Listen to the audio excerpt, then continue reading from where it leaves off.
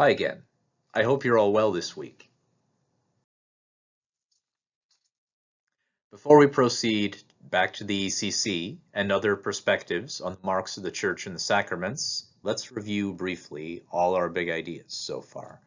We have now passed the halfway point of this intro course. As we've gone through the course so far, you've defined faith as intellectual affirmation and emotional trust or conviction. You've also claimed, with my aid, that theology is a pilgrimage of discovery, wherein believers can use scripture and tradition to act in just and compassionate ways. You've established the identity of God the Father as the world's creator and ruler, who is fully expressed in Jesus the Christ, and contended that God reveals God's self to humanity and within creation through vulnerability. You've reviewed the covenant's paradigms of creation, theological anthropology, that is the way human beings reveal God's image, and sin. And in terms of Christology, you've also foregrounded Jesus' humanity, his solidarity with oppressed peoples, and his healing power.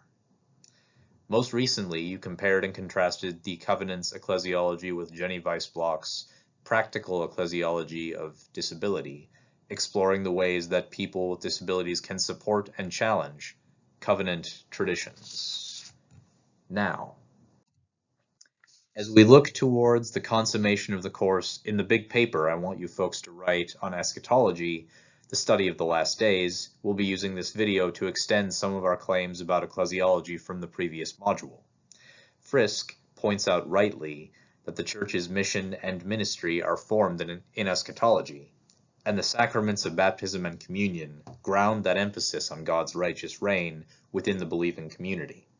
So in the water and the word of baptism, and the bread and wine of communion, and the communities that those two rituals make clear, God's gracious reign comes near to humankind and creation, and we are offered vivid insights into the way that God will help us to redress the disorientation of sin and death.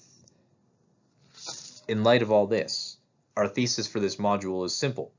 The sacraments of baptism and communion make manifest the Church's four marks.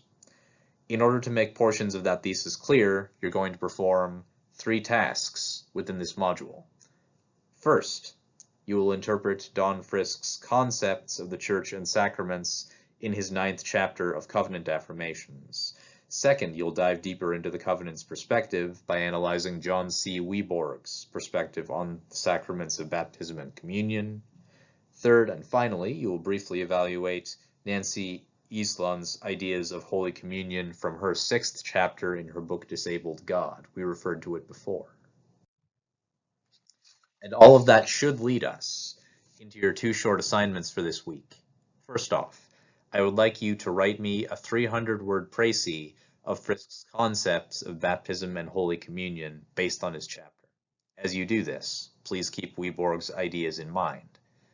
Second, I would like you to create a similar 300-word discussion post alongside a 100-word response to a classmate's post on how you would work with your congregation to create an open communion service.